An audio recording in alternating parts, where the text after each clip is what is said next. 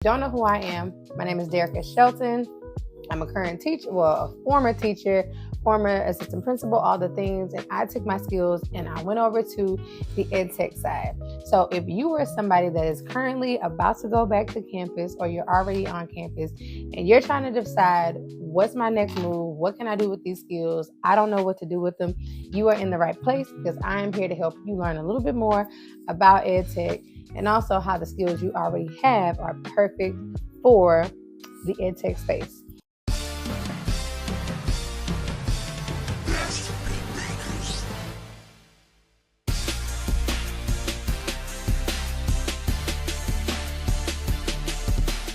We are talking about EdTech today. So come on in the space. You're an educator, teacher, assistant principal, whatever the case may be. Come on in the space because we are talking about how to get you from the classroom to the space of EdTech. So if you don't know who I am, my name is Derek Shelton.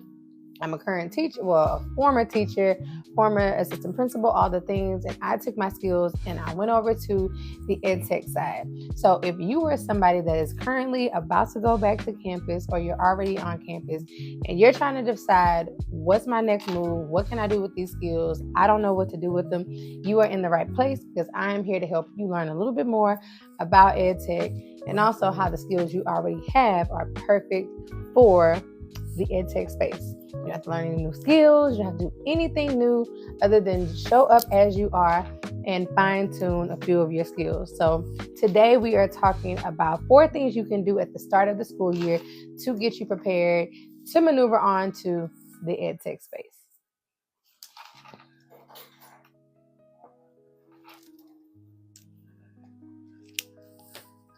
Oh, man. Ooh. Okay, what's this? Okay, this is working.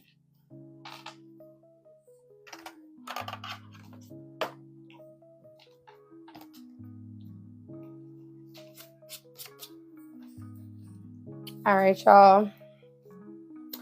So for all my teachers out there, all the people that are in ed space, and when I say ed space, I mean the K through 12 education space. Let's be honest, let's be real.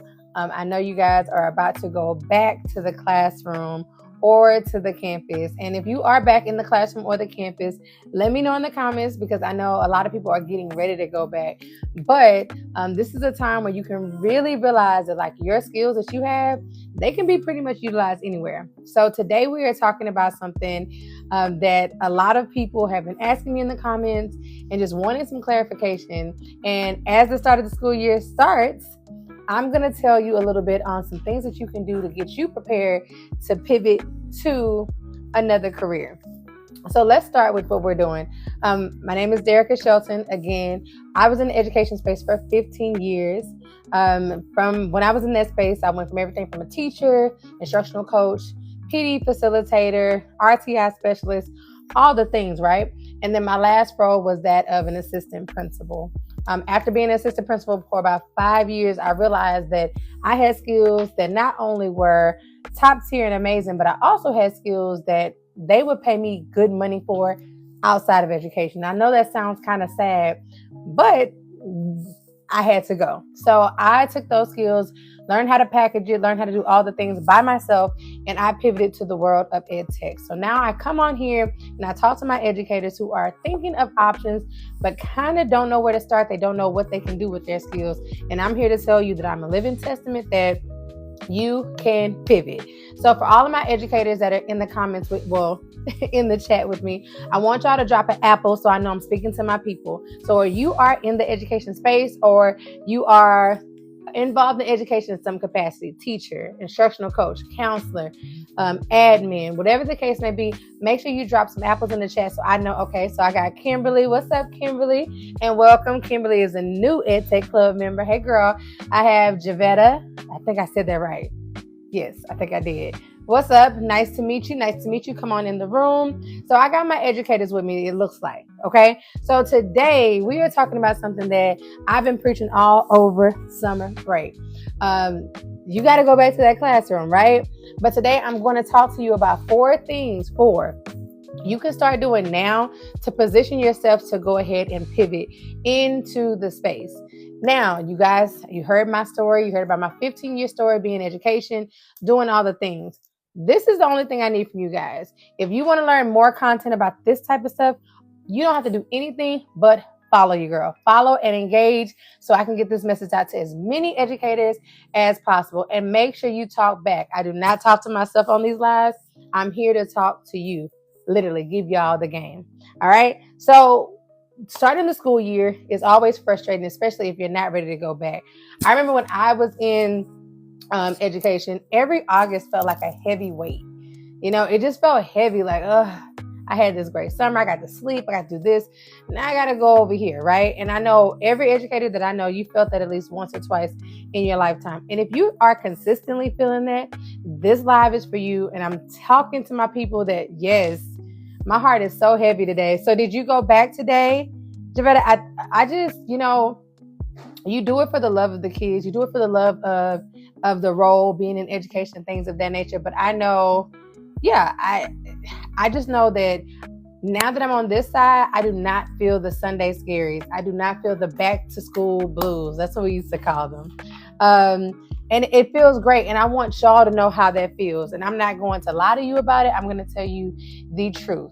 So, I'm sorry you had to go back to that. I'm happy that you have employment, first of all. So let's shout out to that. I'm so motivated to pivot. Yeah, that's what it is. After a 3-year break, I returned today. Ooh, God bless you. So I'm going to give you guys free game today. Because first of all, I have a love for teachers because I will always be a teacher and an admin at heart. But I want you guys to know that this is a space that literally you guys can be in. Okay, so the more you talk to me on this chat, the more I talk to you. Usually I got a lot of people that's chatting up with me. I don't know what's going on, but we're going to get to it. So number one, there's a lot of things that you can do, but I'm just going to chunk it, right? Chunk it and give you 4 things. 4. So the first thing I'm going to tell you, you have to start doing, you have to start doing is focus on that resume. All right. You got to update it, but we're not just updating it with a cute picture and a smile. You have to update it in the way that corporate America can understand it. The biggest problem I see educators have when they first come and talk to me and they're like, hey, Derica, help me get into the EdTech space. And I was a victim of it, right? The way we do our resumes does not transfer over to corporate. Okay. And any educator, you know this, your resumes are cute. They're printed on pretty colors, pretty fabrics, things of that nature. And it really is talking about just like what you do, right? Not talking about the how you did it and talking about the effectiveness of you doing it. All right. We just talk about the what. Like I did this. I was a teacher. I was a math teacher for 3 years. I taught this subject. We don't really give insight into the how and the results of what we did. Right. So the first thing I'm going to tell you guys, if you want to be successful pivoting into EdTech, and all the people I've helped to pivot into EdTech, you have to address your resume. Now, what I did when I initially started, remember, there was nobody helping me. I hired someone to do my resume. So if you're going to invest in anything, there's a few things you should invest in. Investing in your resume is number one. I would suggest you invest in that resume. Okay, because a resume is basically the first thing that gets you in the door. It gets you looked at.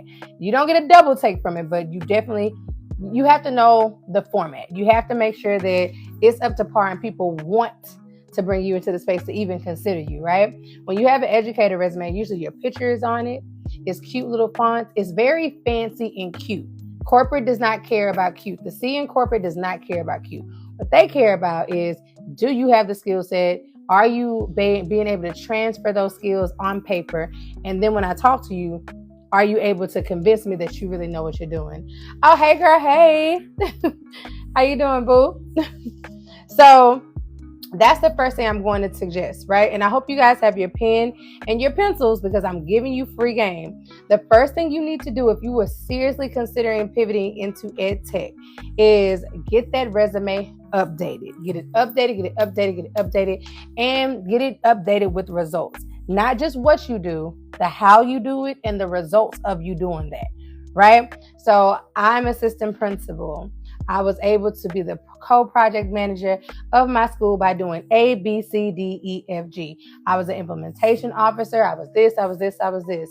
And when I did that, I was able to boost scores by blank percent. I was able to retain blank percentage of teachers. Those are the things that they want to see, not just like what you did. Okay. And this is a shameless plug. And when I say shameless, I mean shameless. When you get into the EdTech club, my club that I provide, you get that. You literally get the format of how I had to have my resume worked. And my resume is a 10 out of 10. I give you the format, and all you do is just plug and play. You just put your information in, and you have an updated resume in less than 10 seconds. All right, so shameless plug to that. And when I say shameless, I mean it.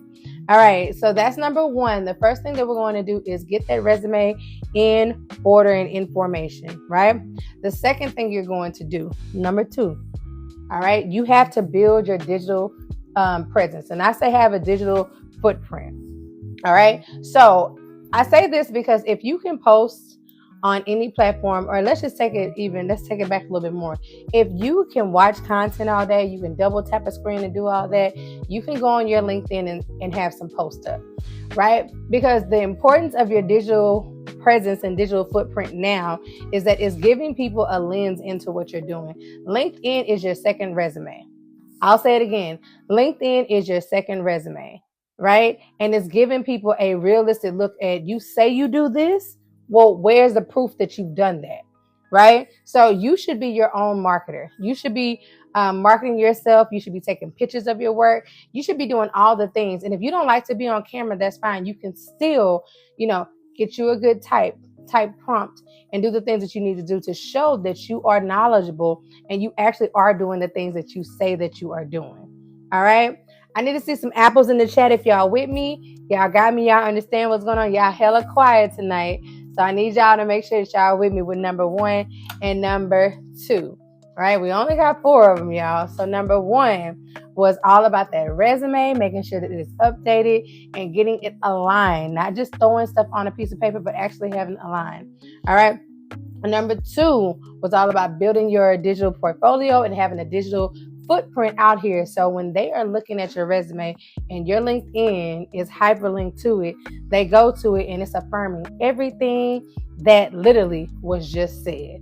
All right. Now hold on. I don't see no likes. I don't see no hearts. I don't see nothing in here. Y'all good? Is you cool? Is you cool today? I need to know, like, what's going on? What's the vibes? Because I can take my time and I can wait for my my other people. All right. My people that paid. I can go over there with them. All right. Okay. I got 2 people with me. I'm going to rock with y'all because y'all are my people I'm rocking with. All right. So the third thing, you're welcome. The third thing that you need to do, and this I would say is one of the most important. Everything is important, but this is going to lead you to where you need to be, is really, really, really, really, really understanding and identifying your transferable skills. I will give y'all an example. I am a really good communicator. Communications is easy for me, and I'm really good at building relationships. Those are natural gifts that I did not build up. It's just naturally who I am, right? If you put me in a room with anybody, I promise you I'm going to start talking to somebody and networking, and I'll be all right. Even in a room full of strangers, right? Those are transferable skills when it comes over here to the EdTech space. I am in the customer success pathway, right? So one thing I have to do is build relationships with people that some of these people I've never and I will never meet in person, right? Building that rapport with them, making sure it's safe, making sure there's trust, doing those things. How am I able to do that? Because I have 15 years of experience doing it with little people, big people, and all people, right? I say all that to say that you have the same set of skills. You literally do this every year. When it comes to relationship building, I need y'all to understand that transferable skill. You meet at least 100 kids every single year that's just in your classroom. And I'm talking about like just in your classroom from period to period. If you're an elementary school teacher, it might look a little different. But my secondary people, you got kids coming in and out every single day. You're building relationships with those people every single day, right? Not only are you building relationships with the students, you're also building relationships with the parents and the community members, stakeholders. Let's take it a step further. You're also building a relationship with your team every year. You have new people that come in and you have people that come out, right? You are an expert at building relationships. You just don't call it that. You don't identify it as that. You just call it being a teacher. You just call it being an assistant principal, right? So the first thing, the third thing that you have to do is make sure that you are really identifying the things that are transferable skills for you, right? One thing I need y'all to do is, before you can even know where you want to go and all that type of stuff, you have to know what pathway you want to be in. And I'm going to preach this on every live that I have, because y'all need to understand the importance of it. Like I said, I'm in customer success, right? Have I done learning and development? Of course, I was assistant principal, so I presented and done all that type of stuff. I didn't want to do that. Can I do it because it's in my skill set? Yes, absolutely. Is that all that I want to do? No. So I took it upon myself and I made an assessment. And the assessment is actually in my portfolio. It's in my bio. If you click the link in my bio, there is a free assessment taker. You can take it for free, and it will literally break down the percentage of what pathway is suggested that you be in. Now, you're going to have a percentage with each one because you're in education. So the 3 pathways that typically people go into, there are EdTech. Not EdTech. They have educational sales. So EdTech sales is one. EdTech sales and consulting. That's one pathway, right? That's one way that you can get into EdTech. They have customer success. That's my pathway. That's another way you can get into EdTech. And then they also have learning and development. And learning and development is more so of like your PDs. You go out and you're teaching people how to use the software. You're hosting trainings. You're traveling and doing those things. So very much aligned with fresh teachers right out of the classroom. Learning and development is a lot aligned with that, right? You have to determine which pathway works best for you. This is why I made the assessment. So if you go into the link in my bio and you click that, you can get the assessment, or you can take the assessment, and it's going to give you a percentage of which pathway it's recommending that you really pursue.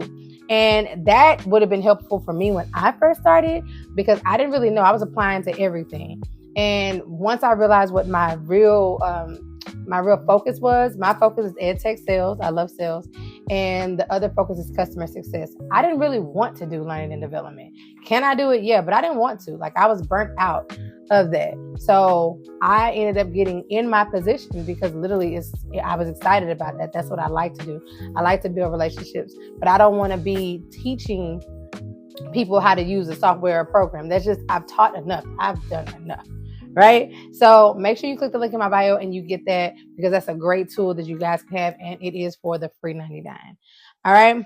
And the final thing that I'm going to say, the final thing that you can do to start prepping yourself to ensure that you are really aligned and putting yourself in a position to get ready to pivot this school year is going to be to start to learn the language of EdTech, right? I wish that I would have known the language, because even when you get in, it's going to be so new. So during these interviews, they're going to ask you questions in a certain way. They're going to talk about KPIs. They're going to talk about metrics. They're going to talk about these techie terms that you may not understand, but it's just called something different in education, right? It's somewhat of the same thing, but if you don't know the language, there's going to be a language barrier there. So make sure that you are doing the research. I literally do an EdTech word of the week every Wednesday. I post it on my social media platforms, but it's also on my YouTube channel, where I teach y'all words every single Wednesday, so you all can be familiar and know what these words mean, what they mean for each pathway, right? And then also how you can use that to leverage in your interview. Because if you sound like you know what's going on and you can talk about the things as if you know what's going on, you're going to get in the door, right? So that's one reason why I make it a point to do that. And Nakia, you're welcome, love. I literally do this for y'all. Literally do this for y'all. All right. So I'm going to end this one pretty early. Y'all are hella quiet. But I am going to take questions now. If you guys have any questions about EdTech, I'm also going to drop a little bit more knowledge and some info that I am dropping to y'all. So drop the questions in the chat, and I will be popping in and out and answering them until I log off, because we have our EdTech class. It is Monday. We have it at 7 p.m. So I always have to make sure I'm on that with them.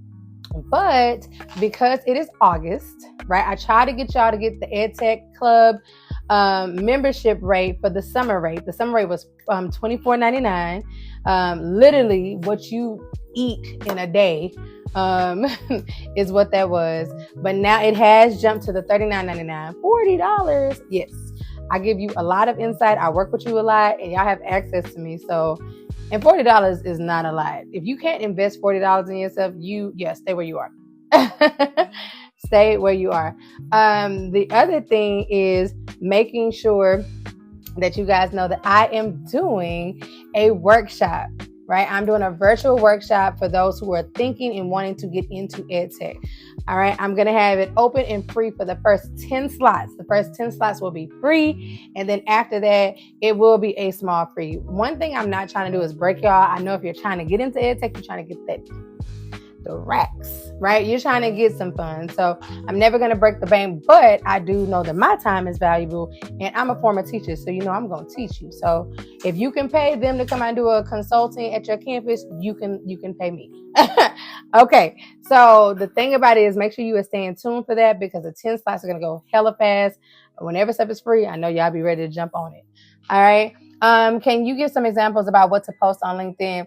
Yeah. And you know what's so crazy? In the EdTech Club, Lily, I give you, we start off with, I give you a prompt of 20 posts, no, 30. So I give you 30 prompts for the day.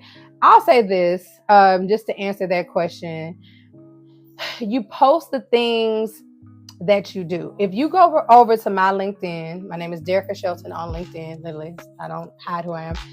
If you go on there, you will see I have something every single day that is posting either about my current role. I literally just got another account added to my role. So I posted about that, right? If I was an educator, or even when I was an educator before I got into EdTech and I was posting about how my transferable skills align with EdTech. How the skill set that I have make me a strong candidate for EdTech, how EdTech is changing, all these things. Like I made it very focused. It was very niche because when people are looking on there, I need them to see what I'm talking about is aligned to what I'm telling these people over here. I posted about my leadership, right? Because I was an administrator. I posted about things that I did on campus that was building rapport and relationships. All the things that you do, literally, just stop for a second and take a picture of it or make a note of it. Like, okay, I can talk about that later. And I'm going to keep it 100% honest with you. If you have ChatGPT, give it a prompt. Just start the idea, give it a prompt and tell them to make this a LinkedIn post. It'll do it. Right? It's not hard. You don't have to make it hard, but you have to make sure that you are putting the effort out there. So that was a good question. How long did it take you to get into EdTech? I've been trying for 6 months. All right, Nakia. So I think I am a freak of nature and people are always like, what? When I say this, the typical time it takes to get into EdTech, if you're like crazy serious and you like hitting the ground running, is 3 to 6 months. I would say honestly 3 to 9 months because I've seen it take longer just with the job market and the way things are going. So I would say 3 to 9 months is like what it takes. So basically like almost a school year, if we're looking at it in that context, right? I was able to pivot in 2 months. 2 months and 1 day. Because, I prayed for 2 months, but, God is a little petty like me. So 2 months and 1 day. That's how long it took me to start my journey to end my journey. But when I tell y'all, I came up with a method. I came up with a strategy. And I got 20 rejection emails before I got 1 acceptance to even have an interview. So when I'm telling y'all, like when y'all like, I'm not getting these interviews or whatever, everything that I went through, I made it a learning experience, right? I would rework my resume every single time until I was like, oh, I need to get somebody to do my resume. Cool. I actually hired a coach, but when I hired the coach, she was like, you're doing everything already. You don't need to work with me. And shout out to her. Shout out to Tarina. She is amazing. She does like one-on-one coach. I don't do one-on-one coaching because I believe that we thrive in groups. But she's dope too. Another Black girl doing her thing out there who was in education and pivoted. But we big up everybody over here. It's enough room for everybody to win. Okay. But I will say this, I truly, I just locked in. Right. And after I found out that I did this, I was talking to some of my friends and I gave them the keys and they wound up getting EdTech. And I was like, okay, so this is a method that works. Let me teach people how to use this method and get into EdTech. Now, Nakia, I'm going to say it like this. Everybody won't be a 2-month situation like me. That was God. Okay. I did the work, but that was God. I'm never going to take away his efforts because that was all him. Right. I put out good energy. I put out the work. God saw me and I prayed about it, but I didn't pray and just stand there. I prayed and did the work. Right. So I did what I had to do, but big homie was up there doing, he blessed me with that. But just because I did it in 2 months doesn't mean your 9 months makes it less valuable. Right. We just have to perfect the skills that you have. The main thing is that interview. Can you talk about it and make them believe it? Can you, your resume can be great, your LinkedIn can be popping, but when they pull you in for an interview, can you talk about it in a way where they believe that you have the skill set? That's really what it's all about. So in the EdTech group, we work on those things. We build up those skills. I put you in a hot seat. We do Q&As when it comes to interview questions and all the things that you need to stand out as a candidate that I did and that I've given to my other people and they've done. So we have a time over there. Okay. But I come on here every Monday and I come on here every Friday. Typically I'm on here for an hour. Definitely about to leave because y'all kind of quiet today. But I come on here and I do this literally because I want y'all to have what I wish I had when it came to trying to pivot, when it came to trying to get some insight, when it came to looking around for people that look like me to help me and there was nobody there, right? So I'm always going to be on here Mondays and Fridays. Honestly, if it stays a little slow like this, I might just do Monday and then just leave y'all do y'all thing on Friday. But if you have questions, you have anything like that, make sure you follow, like, share, engage with me because the more you engage, the more I'm able to give you dope content. And don't be a quiet follower. Make sure you follow and you engage so we can make sure that you get what you need to be able to pivot into EdTech. If you're looking for freebies, just like right here on the screen, you can click the link in my bio. I have plenty of free downloadables first so you can really know what I do, how I do it, and you can get some value out of it. Get your freebies, read them, learn them, make your notes, do all that type of stuff. And when you're ready to get that pivot plan, you can contact me to schedule a one-on-one so we can start your plan to pivot. And then if you're really serious, you can get into the EdTech Club where we get to it and we get busy. Okay, so with that being said, thank you guys so much for participating and rocking with me tonight, but I am gone. Y'all have a great night and have a great week. Bye, y'all.